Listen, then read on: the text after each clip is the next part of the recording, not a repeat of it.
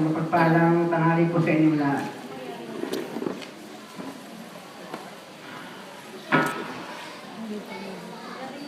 Hindi po kaila sa inyo sa iba.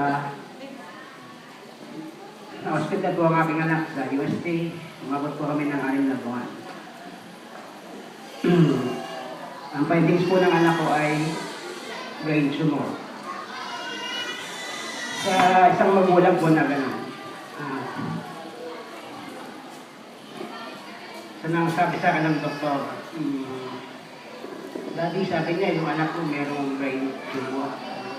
Pero di pa sigurado, MRI pa natin, CT scan, maraming test. Hindi niya na po siya pwedeng iuwi. Baka po paano may bata, dahil delikado na po dahil sa findings namin. Sumalang po agad siya sa MRI, CT scan, bakas po ang totoo. Ganito na po kalaki ang nakuha sa kanya. Makukuha sa kanya kung sakali. Ano po initial reaction ng magulang pag naisip na gano'n yung bata? Sabi ko nga, Lord, bakit sa anak ko pa? Bakit ako?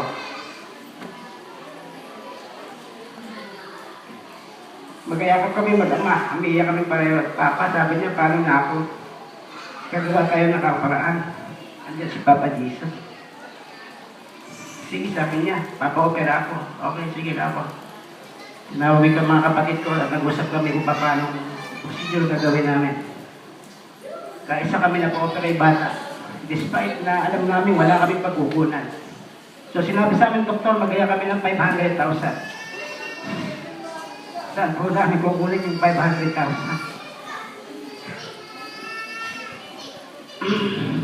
Sabi ko. And then, nagpusa kapatid ko sa Facebook. Mga kaibigan namin, kakilala, at lahat ng pwedeng institusyon na malapitan namin, ginawa namin para mabuo yung 500,000 ng first operation. Sa loob po ng 6 na buwan, 4 na beses po siyang naoperahan. Ang first operation po niya naghahalaga ng 355,000. So, pabili pa po ng gamot, pagkain ng etc. Okay lang po, nakakarawa. Dahil nakapag-raise po kami ng ganung malaking halaga. Ang second and third and fourth, ito po ang unang pakita sa akin ng Papa Jesus niya. Sabi ko, okay, papasok na ako sa operating room. Pag-pray mo ko. At pag-pray kita para lumakas din loob mo. Ba't ba ako patang pag-pray mo, ikaw ang dapat pag-pray ko? Hindi, sabi niya, ikaw din pag-pray ko. Kasi alam ko, nahirap sa'yo ito. Ikaw, wala na problema ito. Lumabas po siya ng operating room, naayos naman yung bata. Pero pag brain cancer po pala, dadaan ng maraming proseso. Magkakaroon pa ng infection, kakaroon po ng abscess, marami po convulsion. Yung second operation po niya, maayos pa po kami magkakapatid. Talagang kami nagkakausap-usap pa. Pero second operation na po niya, iba na nangyari sa amin. Dahil kumbaga parang kinakapos na kami ng pera pang paggamot sa kanya. Sabi ko, kumbaga, yung kapatid ko na namumuna sa akin na panganay. Yung mga ginagawa niya, parang diniretso ko na po. Kumbaga, tinatapakan na niya yung parang karapatan ko sa anak namin. So wala akong magawa. Kumbaga sa lahat sa kanya. Kung ako nakapantay doon sa bata, nakikita ko kung ano dapat gawin. Anong dapat sa kanya at napag-usapan namin mag-ama. Papa, di na akong batang kay Mimi. Mimi po kasi tawag niya. Pero nahirapan ako pag binabangon niya ako. Nahirapan ako pag binibiling niya ako. Sabi mo nga ako, na. Hindi, ikaw magsabi sa kanya, sabi niya. Sige, sabi ko. Nag-away kaming magkapatid. Dahil kay Koke. Pero hindi yung away na nag-usap kami ng maayos sa loob ng ospital kami nag-usap. Hindi kami nagsigawan. Ako unang nagsabi. Sabi ko atin yung mga panalangin at dasal. Sana tumitibo sa isip ng bata. Tumitibo sa amin. Para magkaisa tayo sa panalangin para gumaling yung anak ko. Hindi sabi niya, ayoko. Hindi sa akin lang ikaw masusunod. Sabi niya gano'n sa akin. Pero po ang mga taong tinext, pinapupunta, sana pag-pray ako, na malagpasan ko yung ganong problema. Una sa anak ko, pangalawa sa kapatid ko, at minsan pangatlo pa sa asawa ko. Wala akong magagawa, sabi ko. Hindi ako papayag na ganito. And then, operation ng anak ko, September 9. Bumigay na lahat. Hindi ko na nakayanan. Para na lang ako kautuhan sa loob ng ospital. Para bang hindi ko na ipaglalaban yung anak ko. Una sa kanyang karamdaman. Pangalawa sa spiritual na kalagayan namin pare-pareho. Dahil wala kami pera ng panahon niyo. Pero praise God, alam niyo po ba sa bawat operasyon, kailangan po namin ng 500,000 plus gamot, pagkain, bata. Saan po kami kukuha? Meron po mga taong good Samaritan na pupunta ron. Tuwing magpe-pray po kami nito ng alas 3 ng hapon. Dadating po sila. Brad, ano mo ba yan? Ano ko po? Ano sakit? Brain cancer. Hindi po kayo maniniwala. Ang pinakamababa pong naabot sa akin, 5,000 pesos. Lagi pong pag mawawala na siya ng gamot, o operahan, may mga taong lumalapit sa amin. Pinakamababa pong binibigay, 5,000 piso. Sabi ko, salamat po sa Diyos. And that time, natuto po ako mamawak ng Bible. Pinabasahan ko po, anak ko, pinukwento ko siya kung nasa loob. Pero ako parang nagbabasa lang ng comics. Babasa lang ako ng comics. Although dati na po akong humahawak. Pero that time, very intense po ang nangyari. Last operation po nagawa ko December 28, 2013. Talaga pong umiyak na ako. Sabi ko, Lord, huwag mo naman akong ganituhin. Baka hindi ko na makayanan. Pagawa ko ng iba na hindi mo kagustuhan. Sabi ko, hindi na po namin kaya. Sabi ko,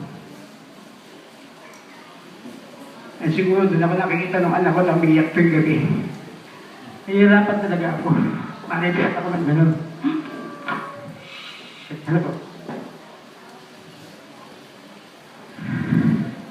At yung nga po nangyari. January 23, 22. Siguro po mga waling araw ng anak ko yun. Lagi po may dumating po doon na, Sunday po may dumating doon na pasyente galing ng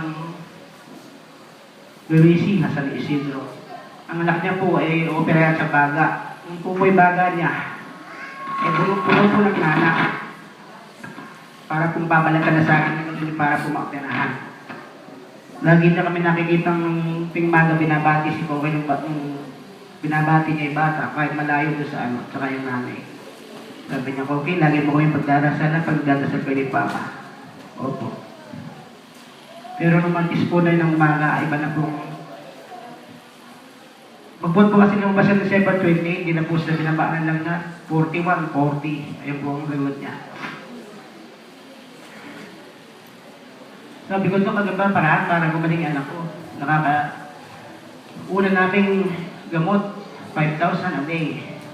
Then after 12 days, nag-sit kami ng 10,000 a day. So last na po. Naibenta ko po yung sasakyan namin, 70,000 lang. 3 days lang po namin ginamit. O-operahan po ulit si Koke. Sabi ng doktor, dahil meron naman si infection. At sabi ko, hindi na po kaya ng anak ko. Bigyan niyo kami ng ano, bigyan niyo ulit kami ng pantulong. Lunes, sasalang siya sa MRI. Hindi na ako pumayag. Pero that time, nung hapon din alas 3, kasabay ng pagkakasabi ng ano, binigyan ulit kami ng, binagpunta ulit sa amin, binigyan ulit kami ng 11,000. Hindi ko alam kung sino nagabot o yung doktor. Sabi niya, may nabibigay sa inyo, 11,000 ko, pang-MRI ko. Sige, schedule nito ako ng Merkulis. Umaga po ng Martes, hawak-hawak na ni Kobe kami po. Pinakakain ko.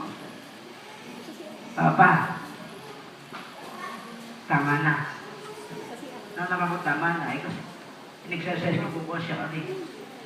Pagod na ako, sabi niya, ayoko na. Hindi anak, kakain ka pa. Hindi yun, sabi niya.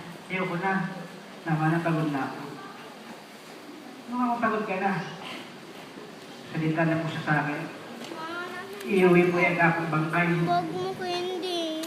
Pero ako magsasalita ng ganyan. Kaya pakapon natin yan. Itinatago ko po lagi kasi kahit sa nanay niya, sa lola niya. Napakahirap po kasing maraming tao kang isasalang-alang dahil lang doon sa bata. Pero, may gawa ka po yung isa-isa dahil din sa anak ko. Si Kobe rin po ang nagturo sa akin kung paano mapalapit sa Diyos at sa ibang tao. Sa loob po ng ospital na yun, nagpapalit po ang mga nurse at doktor sa loob ng isang buwan. Siguro po ang umawag kay Kobe ng doktor at nurse, 200 hanggang 300 na doktor at nurse. Iba pa po yung resident doctor, iba pa po yung interest doctor. Mga neurology po, iba pa rin po, medical neurology, iba pa rin po. Kaya uabot po siguro ng 200 to 400 na doktor. Nga po yung baptist na yun, dapat tama na ayaw ko na.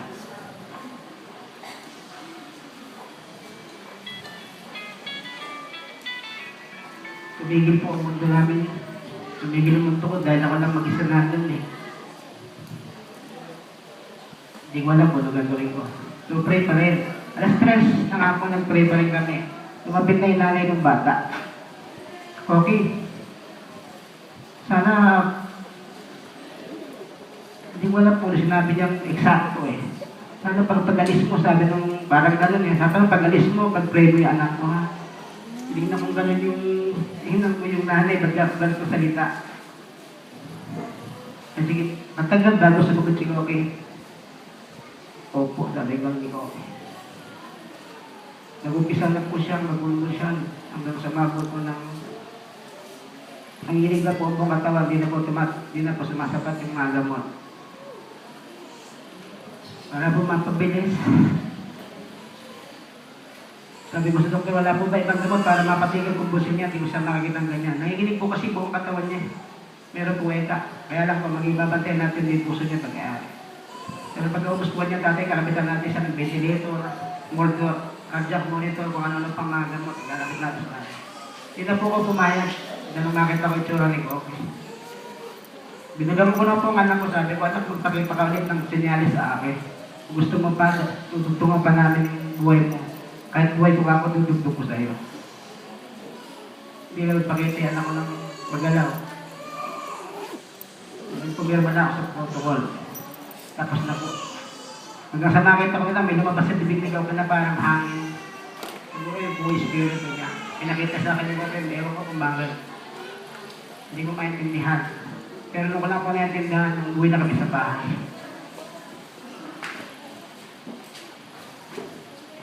Nagpuntahan po yung doktor niya sa amin, mga doktor niya. Yung resident doktor niya na tatlo. Sinabi nga po sa amin na talagang hindi na po mabubuhay si Koki. Dapat lang po talaga, 3 to 4 months lang siya dahil sa sobrang laki ng nakuha sa utak niya. Sa tumor. And then hapon, dumating po yung mga tao na kausap namin, nakatabi namin sa kwarto. Pagdating pa lang po sa labas ng bahay, umiiyak na. Nagulat kami, ba't sino kaya ako? Namukan namin, kapwa namin pasyente. Yung pala yung nanay ng bata, na lagi lumalapit kay Koki, nangingin ng dasal. Nagpasok sa loob, iyak na iyak. Nagtataka kami, bakit? So baka, o hindi naman, o talaga nakikisampatya lang siya. Kaya pala sa sobra ng iyak, tumabi siya sa akin at nawaran ng kamay ko. Tatay, alam niyo ba yung, sige, yung anak ko, sabi niya, hindi na ma-operahan. Eh, bakit po?